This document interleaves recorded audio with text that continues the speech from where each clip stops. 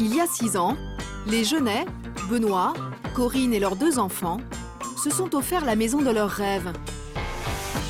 Mais ils sont un peu désespérés, car ce qu'ils n'avaient pas prévu, c'est qu'elle allait engendrer des frais toujours plus lourds. Ils sont propres, c'est bon Corinne, on va juste les mettre sur la table. Le coupable, le gaz, qu'ils utilisent pour cuisiner, pour l'eau chaude et pour se chauffer.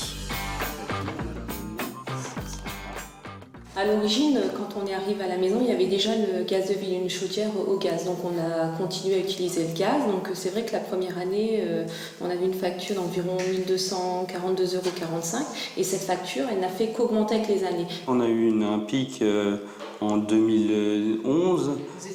On était à 1 664,28 €. Leur facture a augmenté de près de 40% entre 2008 et 2011. Alors pour tenter de la faire baisser, ce couple d'informaticiens s'est lancé dans de grands travaux. Donc nos premiers travaux d'isolation, c'était le remplacement des fenêtres simple vitrage par des fenêtres double vitrage. Ils ont acheté une nouvelle chaudière, plus économe en énergie, et ils ont calfeutré toute leur maison jusqu'au comble. Donc après les travaux d'isolation, on ne voit plus que notre fibre de bois. Au total, plus de 30 000 € de travaux qui ont permis aux Genêts de réduire leur consommation de gaz de moitié. Mais déception, la note reste toujours aussi salée, car entre-temps, cette matière première a continué de flamber. On paye quasiment la même chose. Malgré tous nos travaux, en fait, on a juste pallié à l'augmentation du coût du gaz. Les Genêts, comme 11 millions de foyers français qui utilisent cette énergie, ont été rattrapés par l'envolée des prix du gaz. Plus de 80% de hausse en 10 ans. C'est la mère pilule qu'ont dû avaler les clients de l'opérateur historique GDF Suez. Pourtant, depuis 7 ans en France, il existe de nombreux autres fournisseurs. Direct Énergie, Eni ou encore l'Empiris. Ils proposent des tarifs qui peuvent aller jusqu'à moins 15%. Il est très facile de souscrire à leurs offres, mais étonnamment, elles n'ont séduit pour l'instant qu'un foyer abonné au gaz sur 6. Alors, faut-il sauter le pas? Y a-t-il un risque à basculer chez les concurrents du mastodonte français?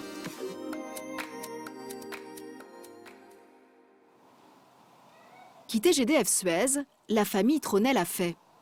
Elle se chauffe et fait la cuisine au gaz. Quelques clics ont suffi au chef de la famille pour trouver un fournisseur a priori moins cher.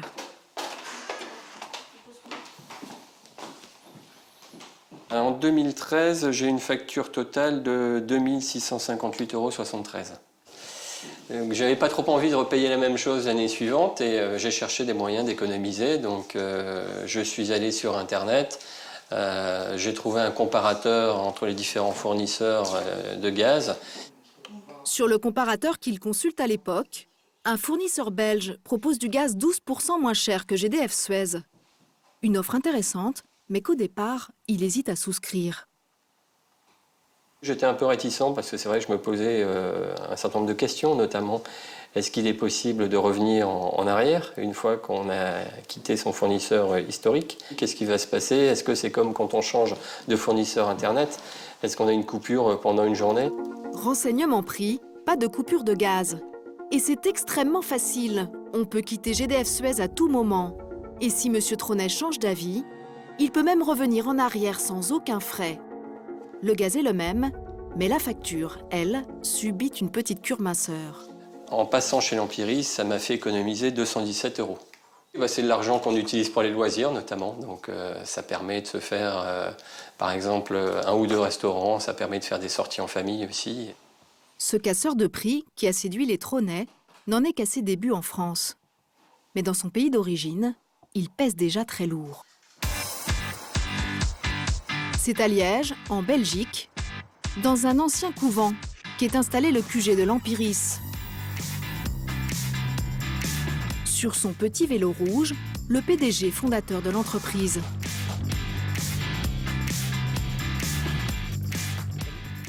Ne pas se fier aux airs débonnaires de ce pince sans rire. C'est pour moi ici que tout se décide.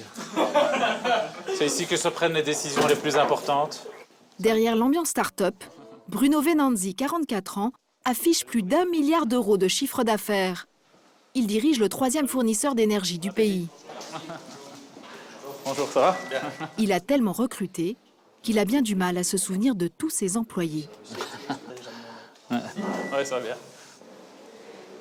Je triche parfois un petit peu parce que pour retenir les prénoms.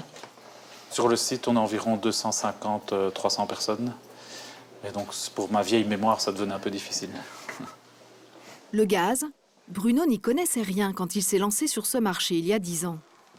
Ancien cadre dans la téléphonie, il cherchait un secteur où il pourrait casser les prix.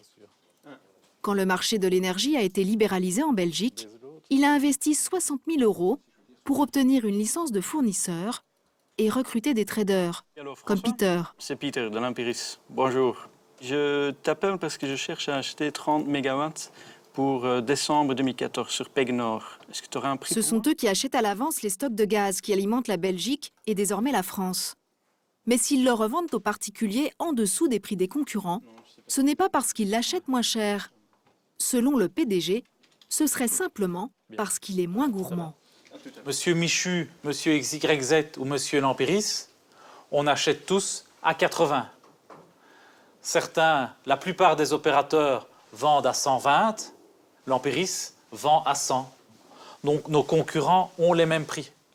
Ils ne le reflètent pas dans leur tarification parce qu'ils ont des clients existants, des clients qu'on appelle dormants, qui n'ont pas encore eu le réflexe de comparer et de changer, et donc ils préfèrent vendre à des marges supérieures et gagner plus d'argent. Des propos chocs sur un marché où pendant des années, il n'a jamais été question de concurrence. En France, pendant 60 ans, le gaz, c'était l'affaire de l'État. Après la guerre, le pays est en ruine. Pour reconstruire un réseau gazier, l'Assemblée vote en 1946 la création de l'entreprise publique GDF. Le gouvernement vous propose de prononcer la nationalisation du gaz et de l'électricité. Pour protéger les consommateurs, l'État va aussi fixer les prix, ce qu'on appelle le tarif réglementé. En 2007, l'Europe exige l'ouverture du marché à la concurrence. GDF est privatisé et fusionne avec Suez. Mais la nouvelle entreprise doit continuer d'appliquer ce tarif imposé par l'État, toujours actionnaire à 35%. Ce prix public, toujours en vigueur, doit d'abord couvrir les coûts d'approvisionnement. Comme la France ne produit pas son gaz, plus d'un tiers est importé de Norvège. Le reste vient de la Russie, des Pays-Bas ou encore d'Algérie. Et les prix ont flambé ces dernières décennies, car le gaz est un dérivé du pétrole. Ses cours sont indexés sur ceux du baril et ont donc suivi l'envolée de l'or noir. Ensuite, il faut financer les frais de transport et d'entretien du réseau français, le plus long d'Europe. 230 000 km de canalisation souterraine, dont il faut aussi gérer les aiguillages.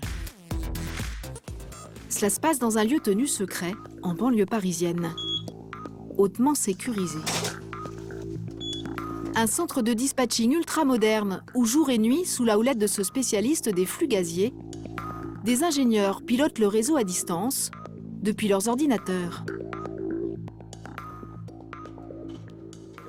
Nous sommes ici réellement dans la tour de contrôle du système gazier français. C'est-à-dire que c'est depuis ici que nous pilotons le transport du gaz, depuis les points frontières du pays, y compris les ports méthaniers où le gaz arrive par bateau sous forme liquide. Et donc nous allons transporter ce gaz depuis ces points vers les lieux de consommation, c'est-à-dire à l'entrée des villes et également sur les sites industriels où on consomme beaucoup de gaz. Les filiales de GDF Suez qui gèrent ce réseau dépensent chaque année plus d'1,5 milliard d'euros. Et depuis 2007, l'ensemble de ces frais est partagé entre les différents fournisseurs qui utilisent ces mêmes tuyaux pour acheminer leur gaz jusqu'à chez vous. Au final, pour ce qui est de l'achat et du transport, tous les opérateurs GDF Suez comme ses concurrents sont soumis à peu près au même coût. Sur une facture moyenne de 1 200 €, environ 40% couvrent la matière première, 30% son acheminement, et il y a aussi 17% de taxes prélevées par l'État, soit plus de 85% de coûts incompressibles. Restent les frais de commercialisation, 15% environ. Et c'est sur ce poste que les concurrents de GDF Suez peuvent jouer pour vendre leur gaz moins cher. C'est ce que fait le patron de l'Empiris.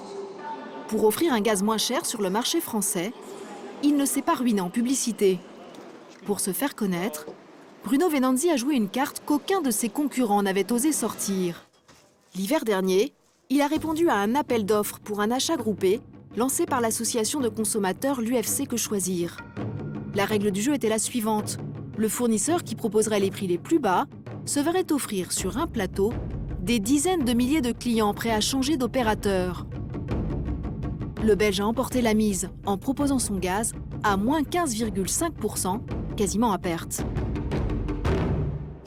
En quelques mois, l'Empiris est passé de 8 000 à plus de 80 000 abonnés.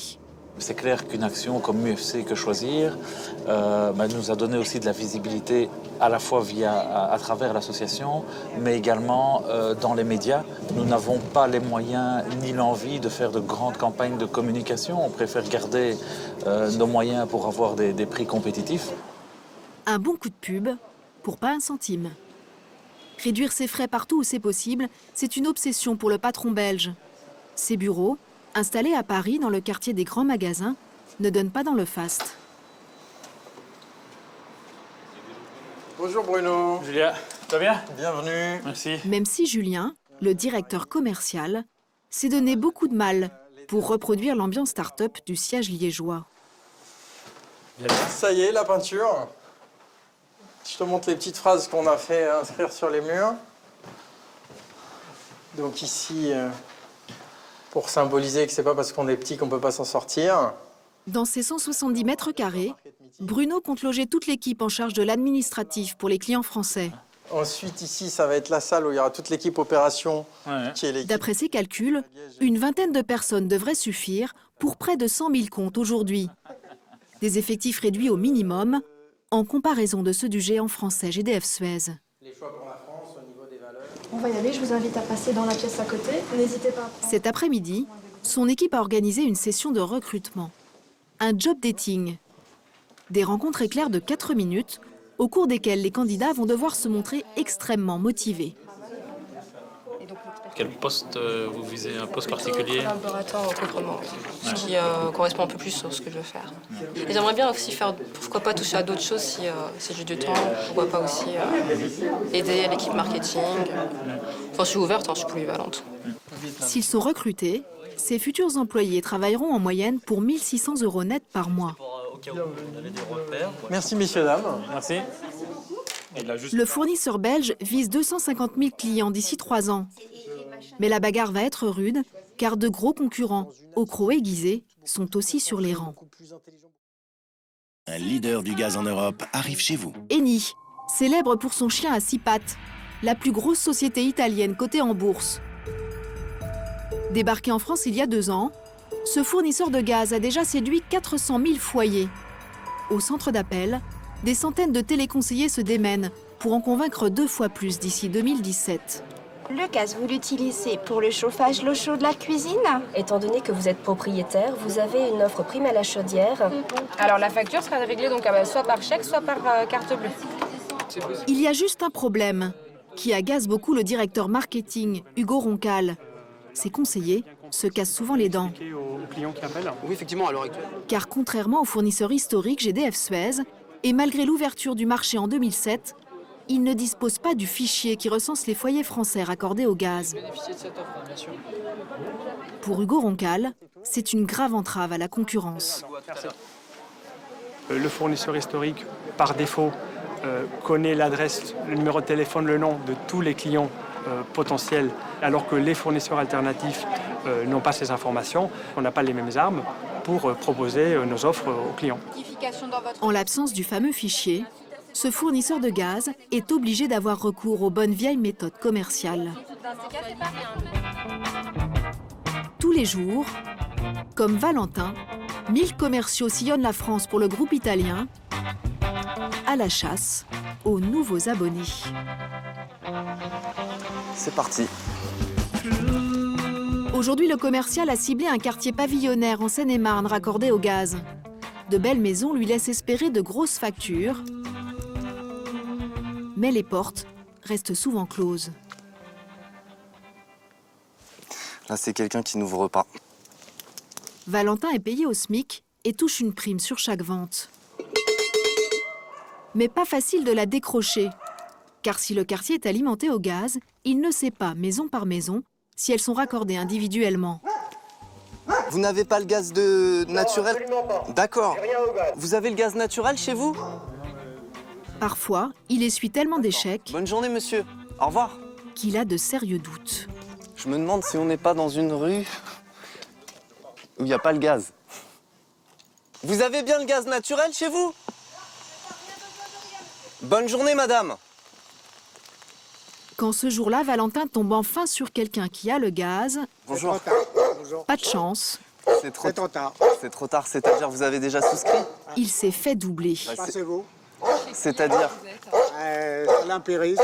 Ah, notre concurrent. Bah oui. Des fois, c'est la traversée du désert.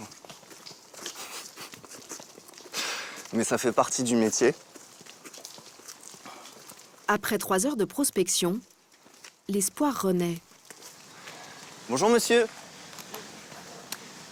Je suis monsieur Mazoran, je travaille pour la société Activecom, partenaire d'Eni, le fournisseur de gaz naturel. Vous avez le gaz naturel chez vous? Oui. Coup de chance, le propriétaire est dans son jardin. Notre commercial ne va plus le lâcher. De la résidence pour savoir si vous êtes au courant que le marché de l'énergie est ouvert aux particuliers depuis 2007. Ouais. Vous savez que vous pouvez changer de fournisseur? Tout à fait, ouais. D'accord. Vous permettez qu'on regarde ensemble votre facture de gaz pour que je puisse vous proposer la nouvelle offre Astucio, qui est une offre... Vous avez de la chance, vous allez partir. Ça prendra que quelques minutes. Allez, ça va. C'est très gentil à vous. Premier obstacle franchi. Donc vous connaissez un petit peu Eni, le fournisseur de gaz Ouais, naturel? le chien à 6 pattes, quoi, Ouais, c'est ouais, ça, ouais. ouais, tout à fait. Le propriétaire est chez GDF Suez, une bonne nouvelle pour le commercial. Sur le marché français. D'accord. Est-ce que vous pourriez me présenter, me trouver cette facture de régularisation? La dernière serait idéale. D'accord, alors je vais... Une fois les factures de son concurrent en main, Valentin sait comment s'y prendre pour séduire son unique touche de la matinée. Donc voilà, vous m'avez dit vous-même que vous avez subi les dernières augmentations sur le prix du gaz. Vous avez dû voir votre facture augmenter ces dernières années. Ouais. Déjà là, vous avez une économie de 3%. 3% moins cher que GDF Suez. À première vue, rien de fracassant. Mais son argument choc, c'est la stabilité du prix. Et en fait, ce tarif est garanti pendant 3 ans. Donc vous avez 3 Et ce n'est pas fini. Il promet qu'il sera toujours moins cher, même en cas de baisse du tarif réglementé. Et donc, la cerise sur le gâteau, c'est que si jamais le prix du gaz devait baisser, le tarif réglementé, si jamais il devait baisser, à la date anniversaire de votre contrat, la baisse va se répercuter, donc la baisse qu'a subi le tarif réglementé va se répercuter sur votre tarif. Du coup, vous allez être toujours au plus bas, et le seul risque que vous prenez, c'est de faire des économies. C'est une bonne visite, en fin de compte. Bah écoutez, je suis ravi de vous m'accueillir. Cette fois, le commercial a tout bon. C'est super. Bah écoutez, je vais vous remettre le dossier, le contrat. Le propriétaire va signer son contrat. Un petit peu de place, si vous permettez. Pour aujourd'hui, Valentin a sauvé la mise. Mais il va poursuivre sa prospection, car malgré tout, le bilan de ses rendez-vous est maigre. J'en ai fait presque 50. Et bilan? Et bilan, un contrat. Aller chercher les clients laborieusement, un par un, porte par porte, les rivaux de GDF Suez ont décidé que cela suffisait. Il y a quelques mois, ils ont saisi l'autorité de la concurrence. Elle a rendu son avis le 9 septembre dernier. GDF Suez s'est vu sommé d'ouvrir son fichier aux autres fournisseurs, au plus tard le 15 décembre de cette année. Si le géant du gaz ne s'y plie pas, il risque une amende historique, 5% de son chiffre d'affaires mondial, soit 4 milliards d'euros. Mais Bruno Bensasson, son directeur général pour la France, ne l'entend pas de cette oreille. Il a fait appel de cette décision qu'il juge injustifiée. Pour nos clients, qu'est-ce que ça change? Aujourd'hui, déjà, ils peuvent, par les journaux, la radio, la télé, connaître les offres. En quelques clics, ils peuvent les choisir. Donc, est-ce qu'il est nécessaire d'encourager le démarchage? En tout cas, nous, on a un souci, c'est la confidentialité des données de nos clients. Par ailleurs, dans la vie des affaires, il est très rare, pour ne pas dire inédit, de donner gratuitement et sans frais vos informations commerciales. Alors il y a des concurrents impatients, c'est vrai. Eh bien, la concurrence continue à jouer et c'est très bien. GDF Suez gardera l'exclusivité de ses fichiers clients jusqu'au moment où la justice tranchera définitivement.